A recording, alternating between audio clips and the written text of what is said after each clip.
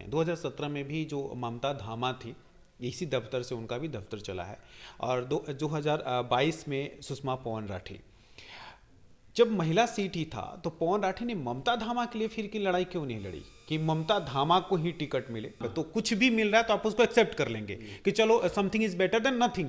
लेकिन सवाल ये भी है ना कि वो कितना नुकसान करेगा, इसको भी, इसका भी तो आंकड़ा हमारे पास होना नहीं, चाहिए ना। नुकसान तो मैं बताता रहा हूँ, मधु विहार से काम स्टार्ट हुआ था। अगर मधु विहार में ये रुक जाता काम तो ये नहीं ये आती सारा मधु बिहारी है पवन भाई, आप इसको नहीं बांट सकते चलो हैं, नहीं, आपका वार्ड है ये, चलो मधु चलो बिहार आपका वार्ड है नहीं। ये। नमस्कार, दिल्ली ब्रेकिंग में आप सभी का स्वागत है। मैं हूं अनुज मिश्रा। हमारी खास पेशकश राजनीतिक हलचल में आज हम बात करेंगे पवन राठी से। और ये नाम कई दिनों से चर्चा में था कि पवन राठी से एक बातचीत क्यों न हो, कि आखिर किस तरह से पवन राठी ने चुनाव लड़ा। चुनाव से पहले राजनीतिक टिकट को लेकर के भी, यानी भारतीय जनता पार्टी की टिकट को लेकर के भी तमाम चर्चाएं थी। चुनाव के दौरान तो शायद मौका नहीं मिला, लेकिन चुनाव के बाद इन सब बातों पर चर्चा जरूर करेंगे। पवन जी, स्वागत है आपका। धन्यवाद अनुज जी। शुरुआत से ही करते हैं। अचानक से पवन राठी का टिकट कट जाता है, एक पोस्टर और आता है कि पवन राठी निर्दलीय चुनाव लड़ेंगे, और उसके बाद फिर रात को ये खबर आती है कि नहीं, पवन राठी की धर्मपत्नी जो है वो है भारतीय जनता पार्टी से उम्मीदवार। ये पूरा माजरा एक बार समझाइए आप। लगातार आपने देखा होगा अनुज जी, आप तो देखते ही आ रहे हैं, लगातार 2005 से हम अपने इस क्षेत्र में लोगों की सेवा करते आ रहे हैं। 2007 में टिकट नहीं मिली, हमने मान सम्मान करा और हमारे यहाँ से चुनाव भारतीय जनता पार्टी ने जिसको टिकट दी उसके साथ हम मिलके उसके समर्थन में खड़े हुए। उसके बाद 2012 में हमारे को टिकट मिली। 12 से 17 में यहाँ पे 60 करोड़ के काम किए, हर सुख दुख में आना जाना हर चीज़ वो लगी रही। उसके बाद 2017 में पार्टी का आदेश हुआ कि जो भी स्टैंडिंग काउंसलर हैं उनको टिकट नहीं मिलेगी और दूसरे को टिकट दिया जाएगा ना, उनके परिवार को मिलेगी। तो उसको देखते हुए जो हमारे मंडल अध्यक्ष थे प्रदीप धामा जी, चूँकि लीडर सीट हो गई थी, तो प्रदीप धामा जी मंडल अध्यक्ष थे और पार्टी के संगठन का काम पूरी मुस्तैदी से पूरी मजबूती से करते आ रहे थे। तो पार्टी ने उनकी धर्मपत्नी ममता धामा जी को टिकट दिया। ठीक है। और यहाँ से हम लोग मिल के, पूरा संगठन सब मिल के चुनाव बड़ी मजबूती से लड़ा और 9,000 के करीब का मार्जिन पूरी दिल्ली में सेकंड नंबर की लार्जेस्ट जीत हमारी रही थी। ठीक है।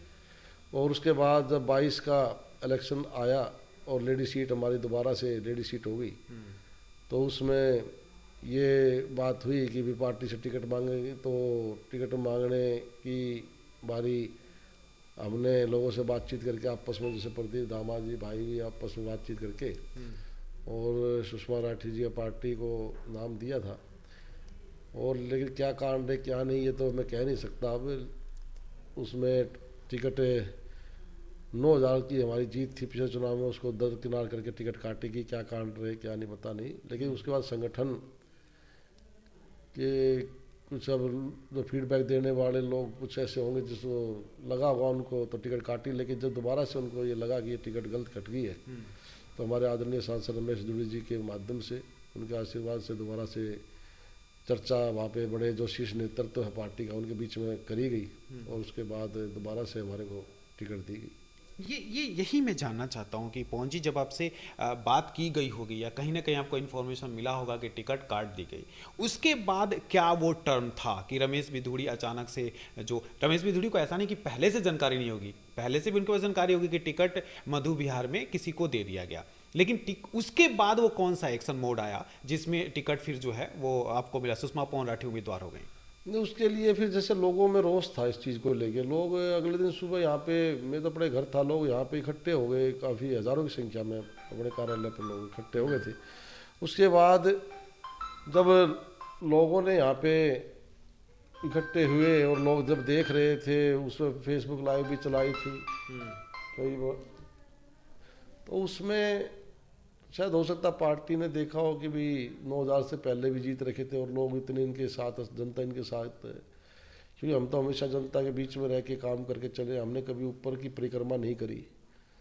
हम तो बस जो भी काम आता संगठन का वो सेवा भावना से लेकर, जो मोदी जी ने कहा सेवा ही संगठन, सेवा भावना से लेकर बड़े क्षेत्र में करते रहे।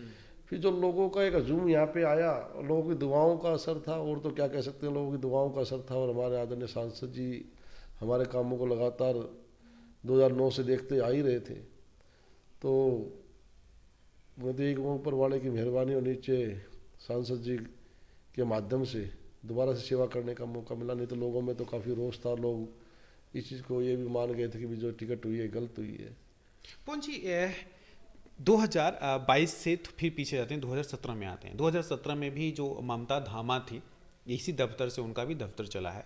और 2022 में सुषमा पवन राठी, जब महिला सीट ही था तो पवन राठी ने ममता धामा के लिए फिर की लड़ाई क्यों नहीं लड़ी कि ममता धामा को ही टिकट मिले? नहीं, जैसे उस टाइम भी ये था कि भाई जो स्टैंडिंग काउंसलर है उसको टिकट नहीं मिलेगी। ठीक है। तो ममता धामा जी, क्योंकि प्रदीप भाई हमारे साथ हम मिलके काम करते आ ही रहे थे, तो ममता धामा जी को टिकट मिली। उसके बाद अब की बार भी जैसे लेडी सीट हुई तो ऐसा नहीं कि ममता धामा जी टिकट भी नहीं मांगी, नहीं, पार्टी में 3 नाम तो जाती, तो नाम था उनका भी।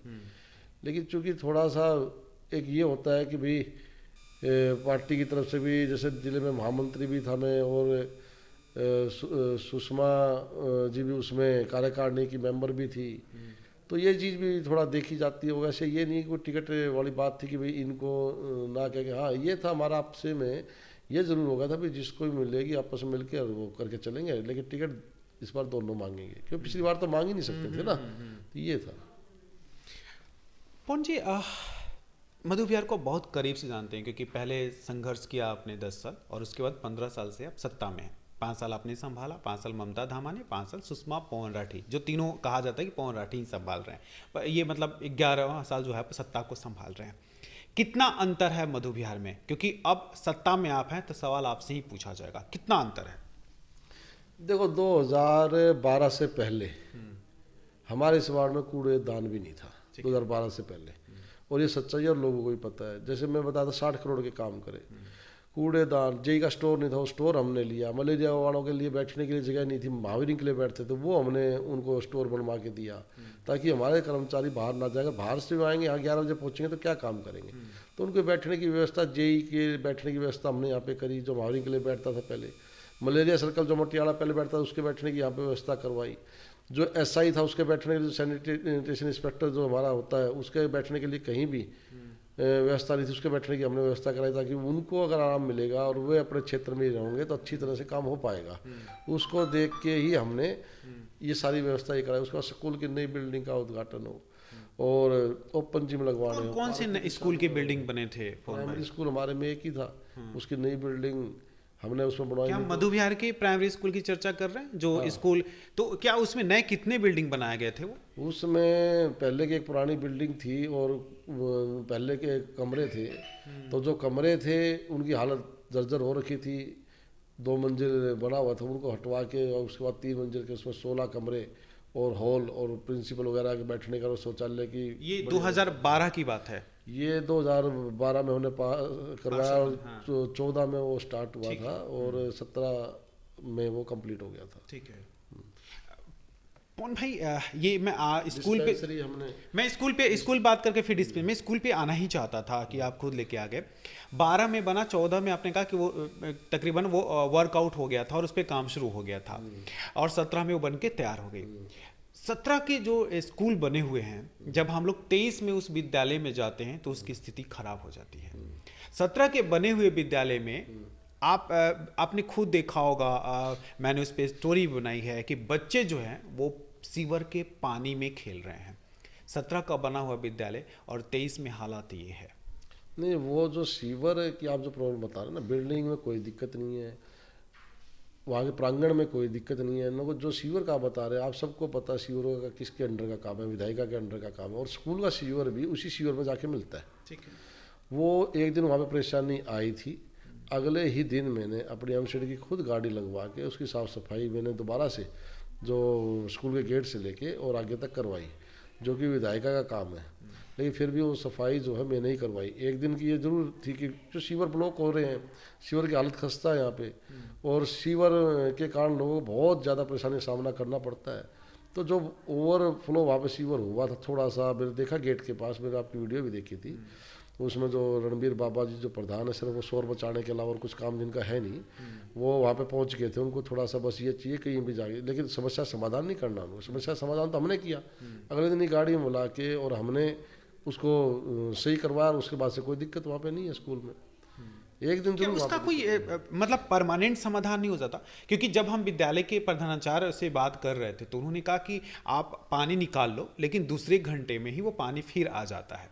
ये विद्यालय के द्वारा ही दिया गया एक बयान है, तो इसलिए उसका परमानेंट सॉल्यूशन नहीं है क्या नहीं, निगम के पास? ये जो बयान है ये पहले था जब सीओर बन रहे थे, जब उस टाइम होता था ऐसा, जब सीओर डल रहे थे उस टाइम ऐसा ही हो रहा था और वो लगातार 2-3 दिन चला। लेकिन उसके बाद हमने ये नाले में नहीं डाल रहे थे पहले सीवर, क्योंकि ये सीवर का जो पानी है सारा एक ट्रीटमेंट प्लांट में जाता है पाइपों के जरिए। लेकिन उसमें फिर हमने वो नाले में करवाने के बाद ऐसे दिक्कत नहीं आई कभी।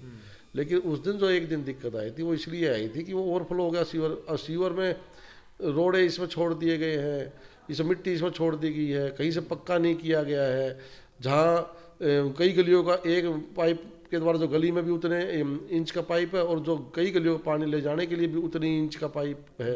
तो ये सीवर में तो आपने विरोध किया, चूंकि आप पार्षद हैं, यहाँ के एरिया के लोगों का विश्वास है आपके ऊपर, आपने इसको लेकर के कभी विरोध नहीं किया? नहीं, बहुत विरोध करा मैंने, बहुत कंप्लेंट लिखी। जो साईं बाबा मंदिर के यहाँ पे इनका एक्शन थे, भारती जी उनके पास भी, उसके बाद वर्मा जी थे उनके पास भी गए, उसके बाद यही थे छेल बिहारी, उनसे भी बात करी। यहाँ पे हमने कई बार काम भी रुकवाया, लेकिन काम ये तो जब खुद जाता था जब जाके जो पता लगता है गलत काम कर रहे हैं। नीचे इन्होंने कोई डस्ट नहीं डाला, इसमें रेता नहीं डाला, जबकि 6 इंच का रेता इनको लेना चाहिए था। आप तो बड़े नेता हैं, आप तो बड़े नेता हैं, आप तो एरिया में मायने रखते हैं मधु विहार में। आप चाहते तो इस काम को आसानी से और अच्छे से करवा सकते थे। आप नहीं, बिल्कुल कोशिश करी, लेकिन उसमें क्या है, जैसे अब कोई गली खुद गई और हमने वहाँ पे जाके देखा है गलत काम हो रहा है, उसको रोका। उसके बाद उस गली को छोड़ के अगला कोई RWA का, जैसे रणबीर बाबा जैसे प्रधान उनके साथ ही थे उस टाइम, आपने देखा भी है, नहीं इनको छोड़ो हम काम कराएंगे, खड़े होकर इन्होंने काम कराए हुए। जो अब ये चिल्ला रहे हैं ना, जिनके कारण सीवर की जो समस्या के कारण ये प्रधान बने थे, इन्होंने जाके रोड बनवाए। नहीं तो हमने कहा था सीवर का काम है, इससे पहले सबसे पहले तो सीवर का काम ये ठीक होना चाहिए। और हमने उसकी खूब कंप्लेंटें भी दी है, मैं आपको दिखाऊंगा। LG तक हमने करी है इसकी, हमने इसकी विजिलेंस जांच की भी, हमने इसके लेटर लिख के गए खुद चीफ से, झंडे वाला जाके हम वहाँ पे जाके मिल के उनकी सारी समस्या हमने उनकी वहाँ पे बताई जाके। तो क्या ये माना जाए कि आपके ज्ञापन देने के बाद भी समस्याएं नहीं सुनी गई? नहीं, बिल्कुल ज्ञापन भी दिए और हमने प्रदर्शन भी करे इसको लेके। क्योंकि समस्या नहीं सुना उन लोगों। हाँ, नहीं हमने प्रदर्शन भी करे, क्योंकि नीचे से लेके ऊपर तक सारे मिले हुए थे ना। अब जब ये 36 करोड़ का सीवर 18 करोड़ का डलेगा तो ये समस्या तो आएंगी। LG से आपने कहा कि LG से भी बात हुई थी, फिर चूंकि LG महोदय ने भी नहीं, LG से बात नहीं हुई, लेकिन हमने LG को अवगत कराया था अपने लेटर के माध्यम से। उस टाइम बैजल जी थे, LG, हाँ। और हमने उनको, मैं आपको दिखा भी सकता हूँ, अनिल बैजल जी को हमने भेजा, दिल्ली सरकार के मुख्यमंत्री को हमने भेजा, और झंडेवाला में जो इनका CEO वहाँ पे हमने भेजा, और खुद झंडेवाला चीफ से भी जाके हम मिले थे। और कुछ यहाँ के कॉलोनी के लोग भी थे मेरे साथ उस टाइम, 4-5 लोग भी थे। और एक्शन वगैरह से तो हम कई बार मिले थे, कॉलोनियों के प्रधान जा जाके भी मिलते थे हम। लेकिन चूँकि सारे ही मिले ही हुए थे तो क्या उसमें, और उसका नतीजा आज आ ही रहा है। उसके बाद सबसे बड़ा गलत काम तो ये जो रणबीर बाबा इन्होंने करा, वो सड़क बनाने के लिए खड़े हो जाते थे। आज जो शोर मचाते हैं ये, और पब्लिक ने इनको चुना था सीवर जो खराब हुआ था उसके लिए।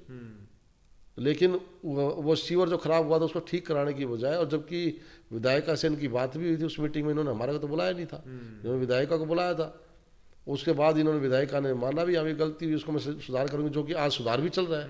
मैं तो ये कहता हूँ डीप सीवर सिस्टम जारी है। हाँ, नहीं वो सुधार भी उनके द्वारा, चलो उन्होंने माना था तो करवा भी रही है। मैं ये देखो, पार्टी वाली बात में कोई कुछ नहीं करता कभी। वो जो काम होता है पब्लिक के लिए, रोड बन रही है, मैंने कभी किसी रोड को नहीं रोका। हालांकि उनमें भी कैसी बन रही है, नाले सीवर उस रोड में से पुलिया में से पार कर रखे हैं। और अब आप अगर यहाँ की वीडियो बनाएंगे तो आपको दिखेंगे उसमें सीवर के पाइप है, नालों में पानी कैसे जाएगा। लेकिन फिर भी हमने नहीं रोक रहे, क्योंकि पब्लिक को जरूरत है। पब्लिक को ये नहीं लगता कि ये ठीक काम गलत कौन भाई, मैं एग्रीड हूँ कि आपके पास अगर नीडी है ना तो कुछ भी मिल रहा है तो आप उसको एक्सेप्ट कर लेंगे कि चलो something is better than nothing. लेकिन सवाल ये भी है ना कि वो कितना नुकसान करेगा, इसको भी, इसका भी तो आंकड़ा हमारे पास होना चाहिए ना। नुकसान तो मैं बताता रहा, मधु विहार से काम स्टार्ट हुआ था। अगर मधु विहार में ये रुक जाता काम तो ये नहीं आता। ये सारा मधु बिहारी है पवन भाई, आप इसको नहीं बांट सकते। आपका वार्ड है ये, मधु विहार आपका वार्ड है। नहीं, कॉलोनी उस टाइम तो मैं पार्षद नहीं था। अगर पार्षद तो अभी बने हैं दिसंबर से, लेकिन उस टाइम जो RWA बनाई थी उसने बहुत बड़ा बीड़ा उठाया था। RWA एक ही बीड़ा उठाने वाला था, रणबीर बाबा। लेकिन उसने वहाँ पे क्या किया है, और अब जो वो शोर मचा रहा है पब्लिक सब जानती है कि करा धरा सारा उसी का है। उस टाइम अगर सड़क चालू नहीं होती, हमने तो प्रदर्शन भी करा था उससे पहले, लेकिन उसके बाद यही था उसके साथ खड़ा होने वाला, सड़क बनवाने वाला, पानी की पाइप डलवाने वाला। और आज जब वहाँ पर स्थिति बदतर होती जा रही है, तो आज जो है जो विधायिका अब इसको नहीं पूछ रही है, घास नहीं डाल रही है, और इलेक्शन हो चुके हैं, क्योंकि इसका मकसद था इलेक्शन में आप पार्टी से टिकट लेके आना। तो इसलिए लोगों को बेवकूफ़ बना के और उस टाइम खड़ा हो गया। लेकिन अब वो चीज़ उल्टी पड़ गई, अब वो टिकट मिली नहीं, तो अब वो कहते हैं ना खिशानी बिल्ली खंबा नोचे।